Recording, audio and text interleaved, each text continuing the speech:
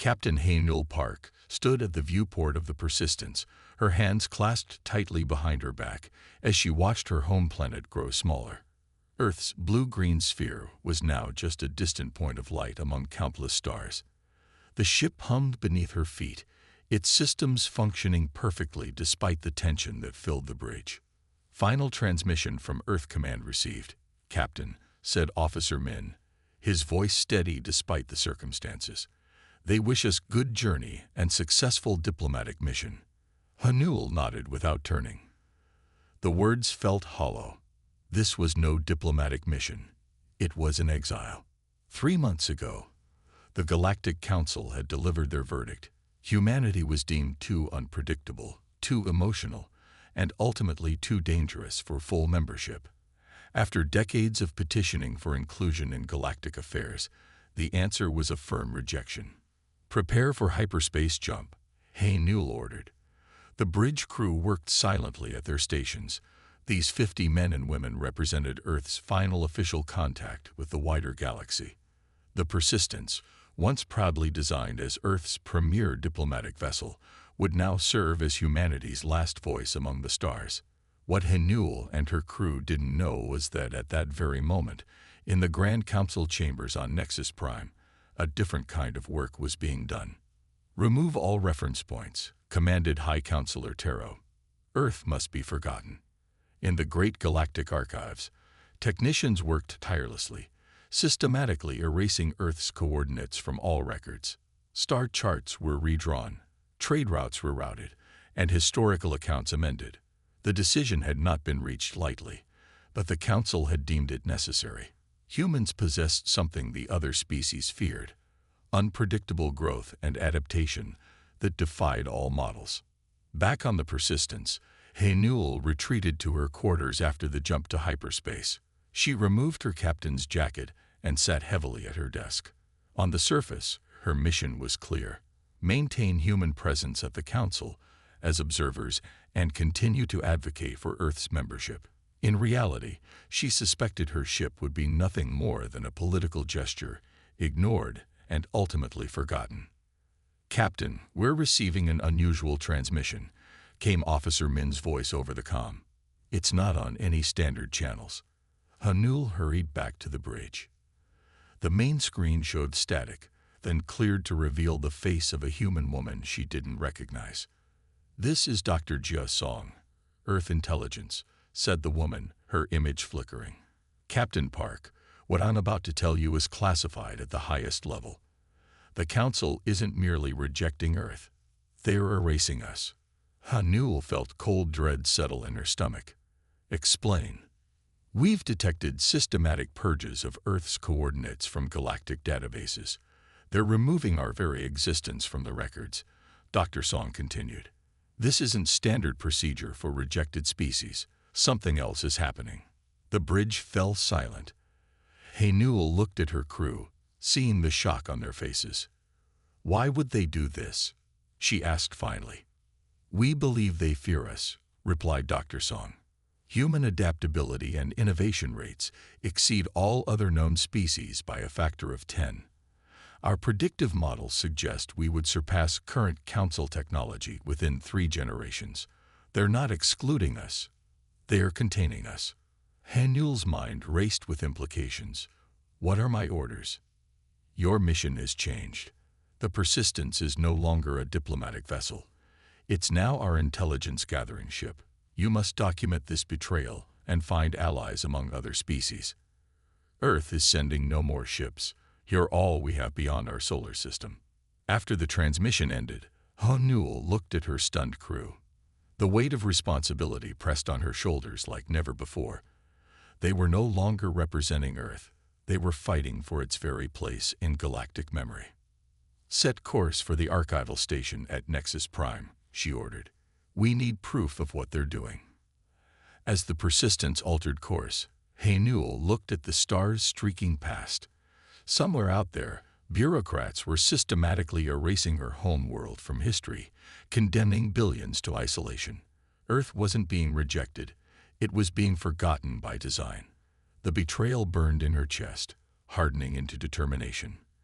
If the Council thought humans would quietly disappear, they had severely underestimated the very quality they feared most: humanity's relentless refusal to accept defeat. Jae-ho Kim's green-tinted skin rippled slightly as he pressed his hand against the archive scanner. His heart beat faster, though his modified face remained calm. 15 years of perfect deception had taught him well.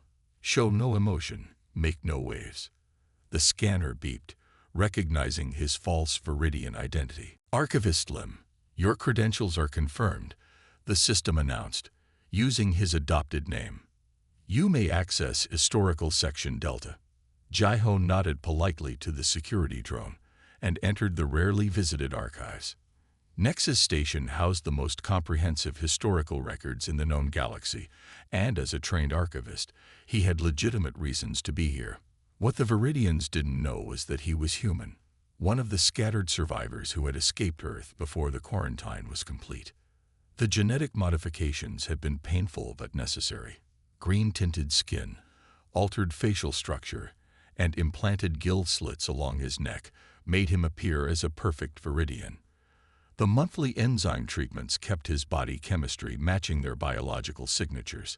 It was a difficult existence, but better than the alternative, being identified as human and disappeared by Council authorities.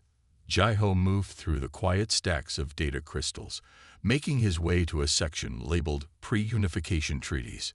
It was dusty from disuse. Most scholars had little interest in ancient agreements from before the current galactic order. This made it perfect for what he needed. He carefully removed a specific crystal from its housing and replaced it with an identical one from his pocket. The swap took less than 3 seconds, fast enough to avoid triggering security algorithms. The crystal he took contained census data from the Outer Rim colonies, which he had been studying for patterns that might reveal other hidden humans. After completing his official research to maintain his cover, Jae-ho returned to his small quarters in the residential section of Nexus Station. Only when his door was secured and his counter-surveillance devices activated did he place the stolen crystal into his personal reader. The data streamed before his eyes, coordinates and population statistics scrolling rapidly. He was about to move to the next section when something unusual caught his eye: a population anomaly on a mining colony called Harsis IV. The official report showed biological inconsistencies in the worker population, dismissed as environmental adaptation. Jae-ho knew better. It was how hidden humans often appeared in official records, their differences explained away as adaptations or mutations. He was examining the details when his reader suddenly displayed a message that wasn't part of the official records. To those who remember Earth, we are not forgotten. Search Earthlight at coordinates 7320-800 and 85.2. Jae-ho's hands trembled. A direct message, hidden in official records, meant for human eyes. Someone else knew how to find the hidden data channels that humans had created before the Exodus. Someone else remembered. He hesitated only briefly before entering the coordinates into his reader. The screen went blank for a moment, then filled with a simple text message. Fellow survivor, you are not alone. Others like us exist throughout the galaxy. If you can read this, you have found one of our markers. Reply with the name of Earth's largest ocean to confirm your identity. Jae-ho stared at the message, heart pounding. After 15 years of solitude, of hiding his true nature, of fearing discovery, could there really be an organized network of humans? With shaking fingers, he typed, Pacific. The response came almost instantly. Identity confirmed. Stand by for contact protocol. 3 days later, Jae-ho sat in the corner of a noisy trade hub bar, nursing a drink he couldn't actually consume due to his modified biology. He watched the entrance carefully, wondering if this meeting was a trap. The message had instructed him to wear a blue wristband and sit in this specific location. A Centaurian trader approached his table, a common enough sight that it wouldn't draw attention. The trader placed a package on the table. Your order from Tarsus, the trader said casually. The mining equipment you requested. Jae-ho nodded, recognizing the code phrase. Thank you. Has the ore quality improved this season? The Centaurian's eyes flickered with recognition.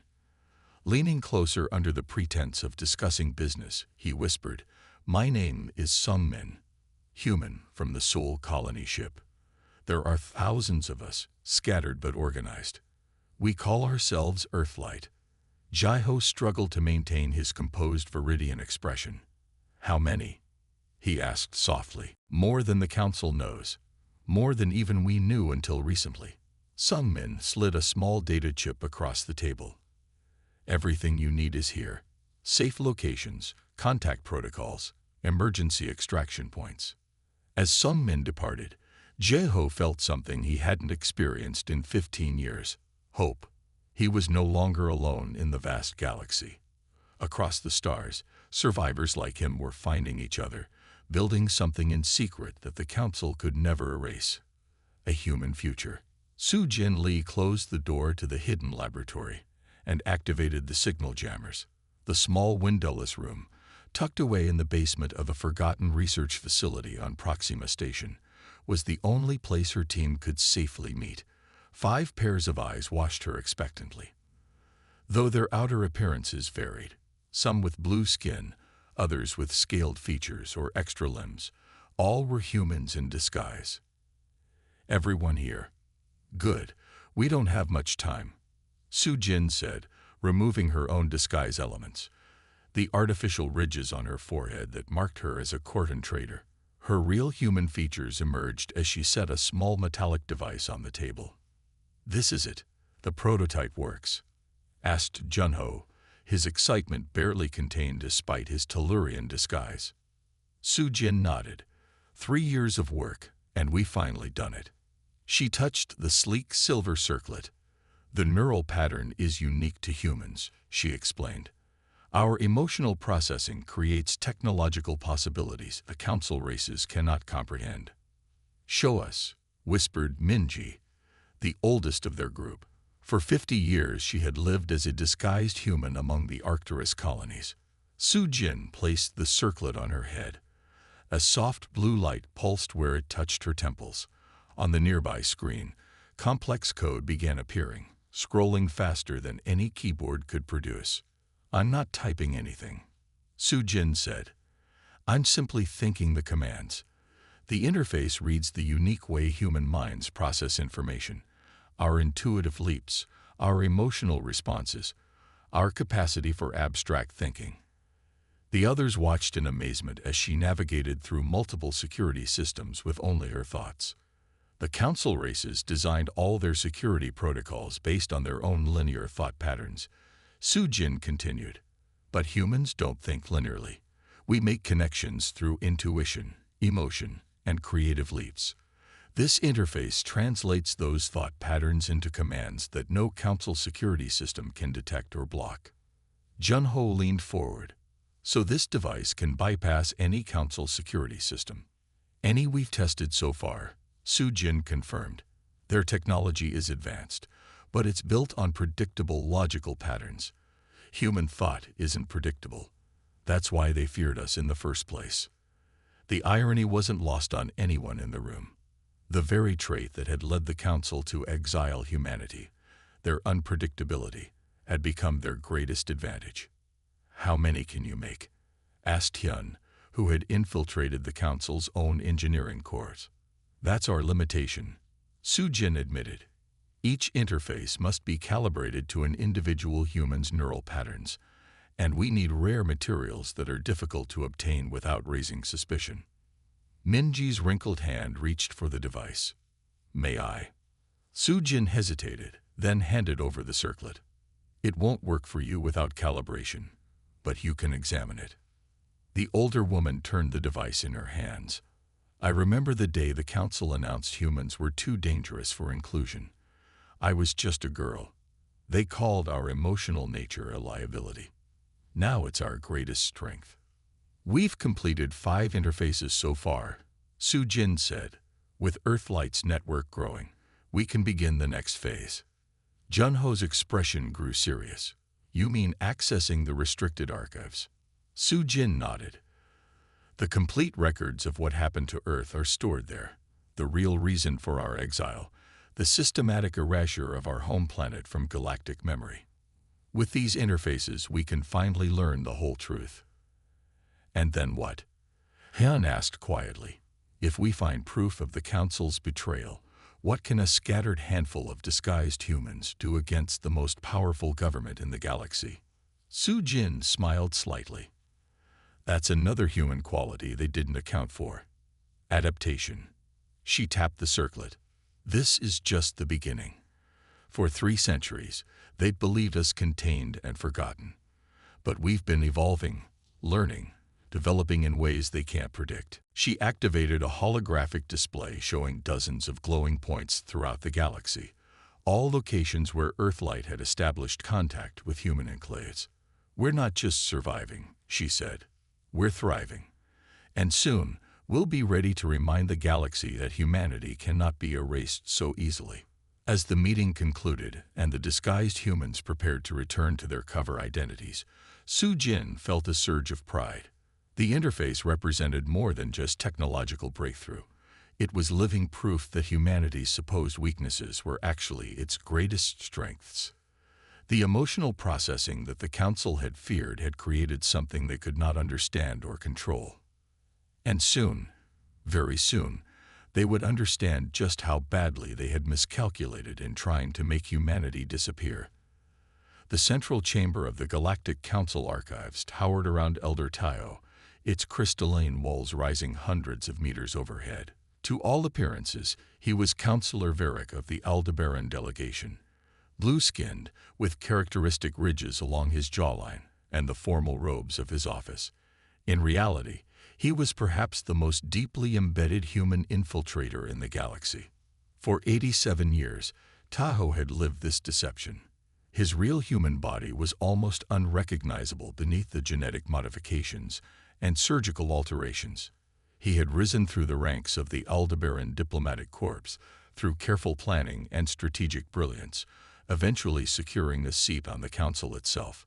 Not even the other human infiltrators knew how he had managed this feat. Tahoe placed his hand on the security scanner, and the doors to the restricted archive slid open. As a Council elder, he had clearance to access even the most closely guarded historical documents. Few ever did. Most Council members concerned themselves only with current affairs. Elder Varric, this section closes in 30 minutes, the archive AI informed him. Thank you. Tahoe responded in the perfect accent of an Aldebaran noble. I won't require much time. Once inside, he moved with purpose toward the oldest section, where physical texts predating digital records were stored in stasis fields. These ancient documents contained the founding principles of the Galactic Council, established nearly 8,000 years ago. Tahoe had been planning this visit for decades, waiting until he had enough authority to access these records without raising suspicion. The rumors circulating among hidden humans about the real reason for Earth's exile had driven him to take this risk. He carefully removed a thin, metallic book from its stasis field and began to read.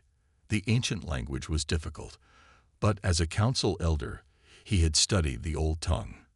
Page after page detailed the early days of the Council, until he found what he was looking for in a section titled The Prophet's Warning. His hands trembled slightly as he read. The seer Talviak has witnessed a vision of the future. A species will arise, born of a blue world, whose minds evolve faster than any known race. Unlike the steady, predictable advancement of enlightened beings, these creatures will leap forward in chaotic bursts, driven by emotion rather than reason. If allowed to join the galactic community, they will, within 7 generations, develop capacities that rewrite the stars themselves. The natural order of advancement will be undone. The hierarchy of species will collapse. Tahoe read on, his heart pounding. The ancient council had created a protocol specifically for such a species: complete isolation, removal from all records, and, if necessary, extinction. They called it the Containment Directive. He carefully returned the book to its stasis field and moved to the digital archives. Using his elder access codes, he searched for the earliest records of humanity's contact with the Council. The first reports from Council observers on Earth confirmed their fears. Humans were advancing at rates that defied all models, from primitive technology to space travel in mere centuries, while other species took millennia for similar advancement. Further records showed the Council's growing alarm as humans continued to evolve rapidly. The final decision to implement the containment directive was made not because humans were dangerous or aggressive, but because they represented an evolutionary path that threatened the established order. Tahoe downloaded the critical information to a hidden storage device embedded in his wrist. The evidence was irrefutable. Humanity had been exiled, erased, and forgotten by design, based on an ancient prophecy and fear of what they might become. Later that night, in a secure meeting room on the far side of the Council station, 5 disguised humans gathered. Tahoe stood before them, still in his Aldebaran form. "I found it," he said simply. "The truth we've searched for all these years. Tell us," urged Jinwoo, who had infiltrated the Galactic Trade Ministry. "They didn't exile us because we were dangerous," Tahoe explained, displaying the evidence he had collected. "They exiled us because we were evolving too quickly. The oldest Council text speaks of a species that would rewrite the stars. They feared what we would become." The room fell silent as the infiltrators absorbed this information. "So it wasn't what we did," said Yuma, her voice quiet. "It was what they believed we would do." "Exactly," Tahoe nodded. "Their entire civilization is built on predictable, controlled advancement. Each species progresses at a known rate, maintains its place in the hierarchy. Humanity represented chaos to them, unpredictable leaps of innovation, driven by emotion and intuition rather than logical progression. And the human technology we've been developing in secret confirms their fears," Jinwoo noted. "Su Jin's neural interface, He Newell's adaptive ships. We've advanced more in isolation than we might have as Council members." Tahoe looked at each of his fellow infiltrators. "We've been patient for centuries. The containment directive was meant to make us disappear from history. Instead, it's made us stronger. And now we have the proof we need to show the galaxy what was done to us." He closed his hand around the data device containing the evidence. "We're ready to fulfill their prophecy, just not in the way they feared." The asteroid belt of the Rigel system was the perfect hiding place. Thousands of massive rocks tumbled through space, rich in minerals but considered too dangerous and unstable for standard mining operations. Council patrol ships avoided the area entirely, which made it ideal for Du Yun's purposes. Deep inside the largest asteroid, hollowed out over decades of secret work, an extraordinary shipyard had taken shape. Du Yun walked along the central platform, looking down at the 5 sleek vessels being assembled below. Unlike the bulky, practical designs of Council ships, these were elegant, with smooth lines that seemed to flow like water frozen in space. "How soon until the Defiance is ready?" Du Yun asked the chief engineer beside her. 3 days, replied Sang-hoon, not looking up from his datapad. "We've successfully integrated the neural interface with the ship's systems. It responds to thought patterns now, not just commands." Du Yun nodded with satisfaction. For 20 years, she had built Earthlight from scattered groups of hiding humans into an organized resistance. What had begun as a simple communication network had grown into something far more powerful, a shadow civilization developing in the blind spots of the Council's awareness. "And the phase shift technology?" she asked. "Successfully tested last week," Sang-hoon said with a rare smile. "The test ship disappeared completely from all scanning systems for 17 minutes. Not cloaked, actually shifted slightly out of normal spacetime. Invisible and untouchable. Technology that should have been impossible according to Council science. Yet humans, with their unique intuitive approach to problems, had found solutions where logical minds saw only dead ends." Du Yun's communicator pulsed softly. "The transport is arriving," she announced. "Our guests from the Council worlds are here." They hurried to the docking bay. arriving just as a battered cargo ship settled onto the landing pad. Its exterior looked like any common trader vessel, the perfect disguise. The airlock cycled, and 5 figures emerged. "Welcome to Shadow Base," Du Yen greeted them. "I'm Du Yen, coordinator of Earthlight operations." The leader of the group stepped forward. Though disguised as a Centaurian diplomat, his eyes had the unmistakable intensity of a human. "I am Tahoe. These are my fellow infiltrators from the Council Worlds." Du Yen felt a surge of excitement. The legendary Tahoe, the human who had risen to become a council elder, was standing before her. His information and guidance had been crucial to Earthlight's growth. "We have much to show you," she said, leading them toward the main operations center. "Earthlight isn't just a resistance movement anymore. We've built something the Council never expected." The operations center was a vast chamber carved from the heart of the asteroid. Dozens of humans worked at stations monitoring communications from human cells across the galaxy. A large holographic display showed hundreds of points of light, each representing a location where disguised humans had established presence. "There are over 50,000 of us now," Du Yen explained, "hidden throughout Council space, gathering information, developing technology, preparing."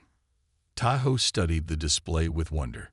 When Earth was cut off, only a few thousand humans had already left the solar system.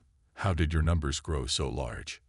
"The Council's containment wasn't perfect," Du Yen explained. "Before all records were purged, some human ships escaped. They established hidden colonies, and humans, as it turns out, are remarkably good at surviving and multiplying even in hostile environments." She led them to a viewing platform overlooking the shipyard. "But our greatest achievement is there." The 5 infiltrators stared in amazement at the ships below. Their design was unlike anything in known space. "Those vessels incorporate technology no council race has even theorized," Du Yen said with pride. "Neural interfaces that bond directly with human thought patterns, phase shift drives that can move partially outside normal space, adaptive hulls that learn from damage and become stronger. All this developed in secret?" asked Yuna, one of Tahoe's companions. "Necessity drove innovation," Du Yen replied. "Without access to standard galactic technology, we had to find our own solutions. And without the constraints of Council scientific doctrine, we explored possibilities they considered impossible." Tahoe turned to her, his expression grave despite his alien features. "I've discovered the truth about why Earth was isolated. They feared our potential, feared a prophecy about a species that would rewrite the stars. Looking at what you've built here, I understand their fear." Du Yen nodded. "The Council thought isolation would weaken us, maybe even lead to our extinction. Instead, it forced us to develop in ways they never imagined. They feared what we might become if included in galactic society, but they should have feared what we would become on our own." She looked out at the ships that would soon carry humanity's message back to the stars. "The shadows have been our home for centuries. Now it's time to step into the light." The Centennial Galactic Summit was the most prestigious gathering in Council space. Held once every 100 years, it brought together representatives from all recognized species to celebrate the stability and wisdom of the Galactic Council. The Grand Chamber on Nexus Prime gleamed with polished stone and ancient symbols, its massive circular design accommodating thousands of delegates from across the stars. High Elder Zareth of the Primacy race stood at the central podium, his long ceremonial robes trailing behind him as he addressed the assembly. "For 12,000 years, the Council has maintained order and progress throughout known space," he proclaimed. "Today we renew our shared commitment to the enlightened path." In the shadows of a service corridor just outside the chamber, Jum adjusted his formal diplomatic attire, the genuine credentials of a minor trade representative from the Arcturus system. Beside him, Du Yen checked the small device on her wrist one final time. "All human operatives are in position," she whispered. "Elder Tahoe is ready with the override codes. The moment you reach the speaking floor, we'll secure all exits and take control of the communication systems." June nodded, his expression calm despite the weight of this moment. For 3 centuries, humanity had hidden, adapted, and prepared for this day.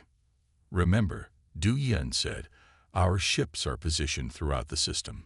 If anything goes wrong, nothing will go wrong. Jun interrupted softly. They've forgotten what humans are capable of. That's our advantage. Inside the chamber, the ceremonial speeches continued. A diplomatic aide approached Elder Zereth with a message, then whispered something in his ear. The elder nodded. We will now hear from Trade Delegate Morvac of Arcturus, who wishes to address concerns about recent shipping regulations. This was the moment. Jun stepped from the corridor and walked steadily toward the central floor. The neural interface circlet was hidden beneath his carefully styled hair, connecting him to the Earthlight network and their control systems. As he reached the center of the chamber, Du Yan activated the override codes. Throughout the massive room, security systems quietly shifted to human control. The doors sealed. Communication jammers prevented any signals from leaving the chamber. Elder Zereth looked confused as Jun took his place at the central podium. Delegate, please be brief as we have many. I am not Delegate Morvac, Jun said, his voice calm but cutting through the chamber. The subtle amplification systems carried his words to every corner of the room. With a simple gesture, he removed the artificial ridges from his face, revealing his true human features. A shock of recognition rippled through the assembly. We are humanity, he announced to the shocked assembly, the species you try to erase. Chaos erupted in the chamber. Security forces moved toward Jun, but found themselves blocked by delegates who stood up throughout the room. Disguised humans who had infiltrated dozens of delegations, now revealing themselves. 3 centuries ago, your council condemned my species to isolation and eventual extinction. Jun continued as massive screens around the chamber activated, displaying ancient council records. Not because we were dangerous, but because you feared what we might become. The screens showed the original containment directive, the prophet's warning, the systematic erasure of Earth from all galactic records. Evidence compiled by generations of hidden humans, now played before the very authorities who had orchestrated humanity's removal from history. Your prophecy spoke of a species that would rewrite the stars, Jun said. You feared chaos and disruption to your ordered progression of power. Elder Zereth stood trembling with rage. This is an outrage. Security forces, remove this human at once. But the security forces couldn't move. Throughout the chamber, human operatives had activated technology that the council had never seen, field generators that created localized time distortions, slowing movement to a crawl. We are not here for revenge, Jun continued, his voice steady. We are here for recognition. Humanity didn't die in isolation. We thrived. We developed. We evolved. On the screens, images appeared of human achievements, ships that could phase between dimensions, neural interfaces that merged mind and machine, energy systems that drew power from the quantum fabric of space itself. While you tried to forget us, we were remaking ourselves, Jun said, not as conquerors, but as innovators. The very qualities you feared, our unpredictability, our emotional intelligence, our capacity for intuitive leaps, became our greatest strengths. Throughout the chamber, delegates from younger species looked at the council elders with new understanding. The truth was impossible to deny. The wise, benevolent council had deliberately erased an entire species from history out of fear and prejudice. Today, humanity returns to the galactic community, Jun declared, not asking for permission, but offering partnership. The old council order based on fear and control ends today. Elder Zereth looked around desperately as his authority crumbled before his eyes. Alliances that had stood for millennia began to fracture as species after species stood in support of humanity's return. The stars do not belong to any one species to control, Jun concluded, and humanity will not be forgotten again. The newly constructed assembly hall on Nexus Prime shimmered with morning light. Gone were the hierarchical tiers of the old council chamber, where species were seated according to their status and power. In their place stood a circular arrangement where all delegates sat at equal height. At the center of this new design stood a simple pedestal, the speaker's position, open to any voice that wished to be heard. 3 months had passed since the unveiling. The old council had dissolved amid revelations of their ancient betrayal. The primacy races had retreated to their core worlds, their authority broken by the truth. In their absence, a remarkable thing had happened. Younger species had stepped forward, joining with the revealed humans to build something new. Yunji walked to the speaker's position, her steps measured and calm. Unlike many of her human colleagues who still maintained their alien disguises out of habit, she had embraced her true appearance. Her natural human features and traditional Earth clothing made a statement. Humanity would hide no longer. The assembly fell silent as she reached the center. Representatives of the galaxy, she began, her voice clear and strong. Today we vote on the formation of the new Galactic Alliance. Before we do, I wish to address the question many have asked. What does humanity want after centuries of forced exile? The question hung in the air.